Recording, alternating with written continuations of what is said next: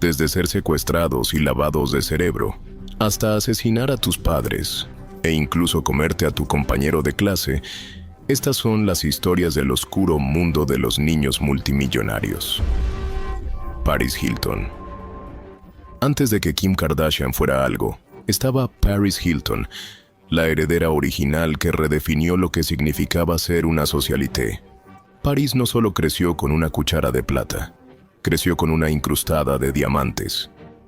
Nacer en el imperio de los hoteles Hilton le dio acceso a las fiestas más exclusivas del mundo, pero ella no solo asistía, se convertía en la fiesta. ¿Y quién puede olvidar su famosa cinta de sexo? Un desastre de relaciones públicas que de alguna manera se convirtió en un movimiento de carrera.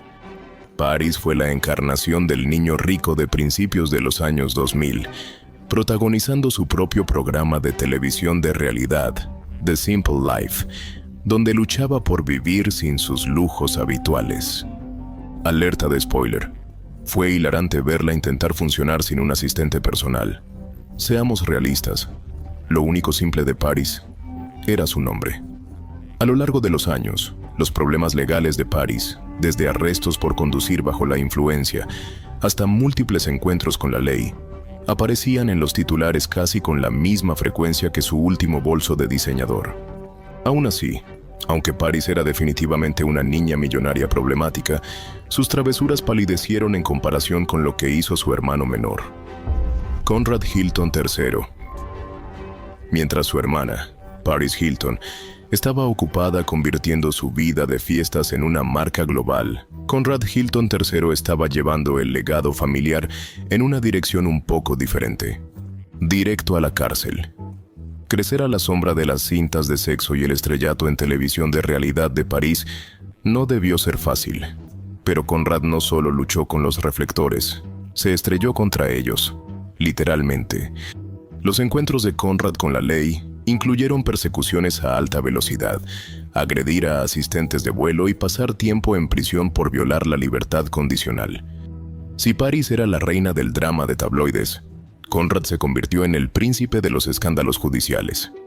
Su historial legal es tan colorido que básicamente es un reality show propio, solo que sin la iluminación glamorosa.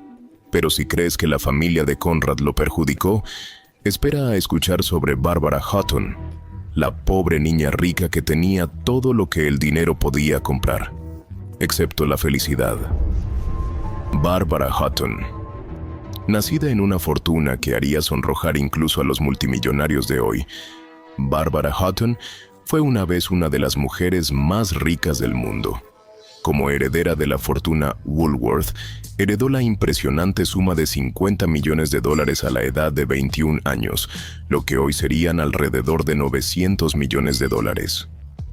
Con ese tipo de riqueza, uno pensaría que estaba destinada a una vida de puro lujo. Sí, no exactamente. A pesar de su enorme fortuna, la vida de Bárbara fue una trágica montaña rusa de matrimonios fallidos. Tuvo 7 en total, escándalos y desamor. Su primer marido fue un príncipe ruso, y después de eso fue un desfile de realeza europea, actores de Hollywood y playboys. Los matrimonios no duraron, pero el gasto extravagante sí. Bárbara era conocida por sus fiestas extravagantes, su obsesión por coleccionar joyas y su generosidad, que a menudo rozaba la imprudencia. Pero la tragedia no se detuvo ahí. Su salud deterioró debido a la anorexia y la adicción a las drogas, y su gasto imprudente la dejó casi en bancarrota para cuando murió en 1979. Incluso la trágica muerte de su hijo en un accidente de avión se sumó a la larga lista de desastres personales en su vida. Para alguien que una vez nadó en riqueza, la vida de Bárbara se convirtió en una advertencia de que el dinero realmente no puede comprar la felicidad. Mientras Bárbara estaba ocupada gastando su fortuna y lidiando con desamores, Patricia Hearst estaba viviendo una pesadilla completamente diferente. Una que involucraba secuestro, robo bancario y un circo mediático que pondría a los titulares de Bárbara en vergüenza. Patricia Hearst. Patricia Hearst, nieta del magnate de los medios de comunicación William Randolph Hearst, Tuvo una vida de privilegio inimaginable hasta que se puso patas arriba. En 1974 fue secuestrada por el Ejército de Liberación Simbiótico, un grupo radical de izquierda. En ese momento, Patricia era una heredera de 19 años, y naturalmente, su secuestro se convirtió en una de las historias más sensacionales del siglo XX. Lo que hizo su historia aún más asombrosa fue su transformación de víctima a cómplice. 2 meses después de su secuestro, fue captada por una cámara participando en un robo a un banco dirigido por el Ejército Simbionés de Liberación, con una pistola en la mano y un nuevo nombre, Tanya. El público, ya cautivado por el escándalo, ahora debatía si Hearst había sido lavada del cerebro o si realmente se había unido a la causa. Es como algo sacado de una película, excepto que es mucho más extraño porque, bueno, realmente sucedió. Su tiempo con el SLA estuvo lleno de robos, tiroteos y una vida en fuga. Era un largo camino desde la vida de alta sociedad a la que estaba acostumbrada. Cuando finalmente fue arrestada, su juicio se convirtió en un circo mediático mientras todos intentaban averiguar si ella realmente estaba lavada del cerebro. Mientras todos intentaban averiguar si Patricia era una víctima manipulada o una revolucionaria voluntaria. En 1976, fue condenada por robo a un banco y sentenciada a 7 años de prisión. Pero su historia no terminó ahí. Gracias al apoyo de su familia rica y poderosa, porque seamos realistas, no todos reciben este tipo de relaciones públicas post-secuestro. El presidente Jimmy Carter conmutó su sentencia después de solo 22 meses en prisión. Y, en 2001, Bill Clinton la perdonó por completo. De heredera a rehén criminal y de regreso, la vida de Patricia Hearst fue una montaña rusa que hizo titulares, provocó debates y se convirtió en un símbolo de la extraña intersección de la riqueza, el crimen y el privilegio. Tan dramático como esto es, su viaje salvaje ni siquiera se compara con el desastre que siguió con Youth Boss Joe Vidia, quien pensó que los miles de millones de su familia podían hacer desaparecer un homicidio involuntario. Youth Boss Yuvidia. Youth Boss Yuvidia pudo haber nacido en la fortuna de Red Bull, pero sus acciones demostraron que el dinero no puede comprar decencia, tal vez solo una escapatoria de la justicia. En el año 2012, Boss conducía su Ferrari por Bangkok cuando atropelló y mató a un policía en un accidente de atropello y fuga. ¿Y qué hizo? Huyó del lugar, por supuesto. Después del accidente, la familia de Boss rápidamente pagó a la familia de la víctima con un acuerdo reportado de $97,000. Pero eso no justificó la creciente indignación pública. Boss fue acusado de conducción imprudente causando la muerte, pero en lugar de enfrentar las consecuencias, pasó los siguientes 8 años evadiendo el arresto, mientras presentaba notas legales diciendo que estaba recibiendo tratamiento por varias enfermedades en el extranjero. Sus perfiles en redes sociales mostraban historias diferentes. Informes mostraron que vivía la buena vida, viajando por el mundo y siendo fotografiado asistiendo a carreras de Fórmula 1 en varios países. En una medida que muchos vieron como un testimonio del poder del dinero, se emitieron órdenes de arresto y luego misteriosamente fueron retiradas, mientras Boss continuaba viviendo una vida intocable por la responsabilidad. Mientras Tailandia anunció en 2020 que los cargos habían sido retirados, la indignación pública obligó al gobierno a reinstaurarlos. Al día de hoy, Boss sigue prófugo, probablemente relajándose en una de sus muchas residencias lujosas, evitando aún la sala del tribunal. Mientras que Boss puede ser el símbolo del dinero que escapa a la justicia, Ethan Couch, otro joven adinerado, llevó las cosas a un nivel completamente nuevo con su defensa de afluencia. Si creías que Boss era mimado, espera a enterarte de lo que logró Ethan. Ethan Couch. Conozcan a Ethan Couch, el chico símbolo de la imprudencia privilegiada. Nacido en una familia rica en Texas, el comportamiento mimado de Couch no tuvo límites desde una edad temprana. A los solo 13 años, ya conducía él mismo a la escuela, y a los 16, las cosas tomaron un giro mortal. En 2013, Couch, mientras estaba borracho y conduciendo de manera imprudente, provocó un accidente que mató a 4 personas e hirió a varias más. Cualquier persona normal enfrentaría serias consecuencias, ¿verdad? Entra en escena la infame defensa de la afluencia. Los abogados de Couch argumentaron que su crianza privilegiada le había impedido comprender el concepto de las consecuencias, citando su riqueza como razón de su mala toma de decisiones, y sorprendentemente, la defensa funcionó. En lugar de enfrentar una pena de cárcel seria, Couch recibió libertad condicional y fue enviado a rehabilitación, provocando indignación pública y acuñando afluencia como la excusa preferida para los niños ricos imprudentes. Pero Couch no se detuvo ahí. Más tarde violó su libertad condicional y huyó a México con su madre, provocando una breve búsqueda antes de ser capturados. Una vez más, el dinero y el privilegio de Couch parecían amortiguar su caída ante la ley. Finalmente, cumplió una breve estancia en la cárcel, pero su caso se convirtió en un símbolo global de cómo el dinero puede doblar las reglas de la justicia. Si pensabas que Couch lo tuvo fácil, la siguiente historia te dejará sacudiendo la cabeza. Hablemos de Justin Lee, el hijo de un magnate taiwanés que llevó la depravación y la imprudencia a un nivel completamente nuevo, un nivel que ni siquiera su dinero pudo salvarlo de la vida en prisión. Justin Lee. Si pensabas que los hijos ricos portándose mal no podían empeorar, conoce a Justin Lee, el heredero taiwanés que llevó la depravación a nuevos niveles. Y no de una buena manera. Conocido por su estilo de vida de fiestero, Justin decidió darle un giro aterrador grabando en secreto sus agresiones sexuales a mujeres desprevenidas, incluidas modelos y celebridades. Piensa en televisión de realidad, pero con un toque adicional de pesadilla.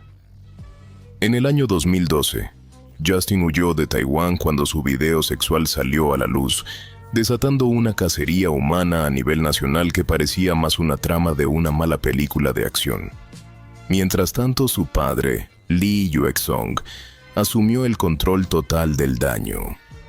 Públicamente, denunció a su hijo, reprendiéndolo por su atroz comportamiento. Sin embargo, tras bambalinas, usó su riqueza e influencia política para retrasar la investigación y proteger a Justin de las consecuencias, intentando comprar impunidad con la misma facilidad con la que pagaría una cuenta en un restaurante elegante.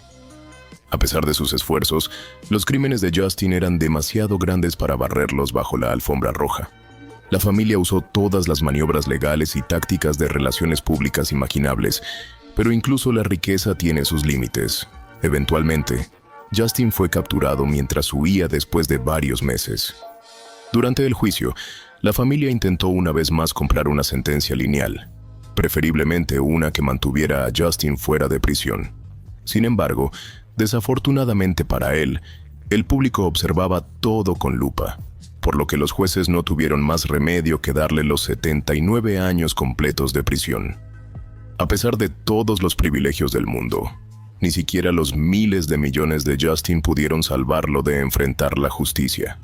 Filmar tus atroces crímenes no es la mejor manera de evitar la cárcel. ¿Quién lo hubiera sabido? Pero si pensabas que Justin era malo, espera hasta que conozcas a Andrew Luster. Ahora, este hombre era el epítome de la crueldad sin sentido. Andrew Luster. Cuando la gente piensa en niños de fondos fiduciarios, se imagina yates, vacaciones exóticas y tal vez un comportamiento algo imprudente. Pero Andrew Luster, heredero de la fortuna de cosméticos Max Factor, llevó las cosas a un extremo aterrador. Viviendo de un fondo fiduciario multimillonario en la soleada Muscle Shoals, California, Luster parecía tenerlo todo, hasta que sus impactantes actividades criminales salieron a la luz. Luster fue declarado culpable de drogar y agredir sexualmente a varias mujeres. Usó GHB, una droga popular usada por depredadores sexuales, dejando a sus víctimas inconscientes. Peor aún, grabó los ataques en video para su propio retorcido placer. Durante su juicio en 2003, las cosas tomaron un giro surrealista. Luster, ya en libertad bajo una fianza de $1 millón, decidió que enfrentar las consecuencias no era realmente su estilo. Así que huyó a México. El juicio continuó en su ausencia y fue condenado por 86 cargos de agresión sexual, envenenamiento y cargos relacionados, lo que llevó a una impresionante sentencia de 124 años. Pero Luster no estaba en Estados Unidos para escucharlo. Estaba tomando margaritas en Puerto Vallarta. Entra en escena Dwayne "Dog" Chapman. Con un nombre como este, sabes que este tipo es un cazador de recompensas serio. En un momento digno de un reality de televisión, Dog, el cazador de recompensas, localizó a Luster y lo trajo de regreso a los Estados Unidos, donde fue encarcelado. Es como algo sacado de un drama criminal retorcido, excepto que nadie animaba al protagonista. La sentencia de Luster fue reducida más tarde a 50 años, lo que provocó indignación entre sus víctimas y el público. A pesar de los intentos de reducir su sentencia más bajo la Proposición 57 de California, que reclasificó algunos delitos no violentos, Luster sigue tras las rejas. Por ahora, ninguna cantidad de dinero, mansiones frente a la playa o cócteles en México podrían salvar a Luster de la ley. Y aunque su sentencia fue reducida, sigue en prisión. Un sombrío recordatorio de que la riqueza no siempre compra la libertad. Pero mientras la historia de Luster es un oscuro y retorcido capítulo, el siguiente caso, que involucra a los hermanos Menéndez, lleva el drama familiar a un nivel completamente nuevo y mortal. Los hermanos Menéndez. Los hermanos Menéndez. El epítome de cómo una crianza ultra rica no siempre significa un camino fácil. A veces significa asesinato. Lyle y Eric Menéndez crecieron en el seno del lujo gracias a su padre, José Menéndez, un acaudalado ejecutivo de Hollywood.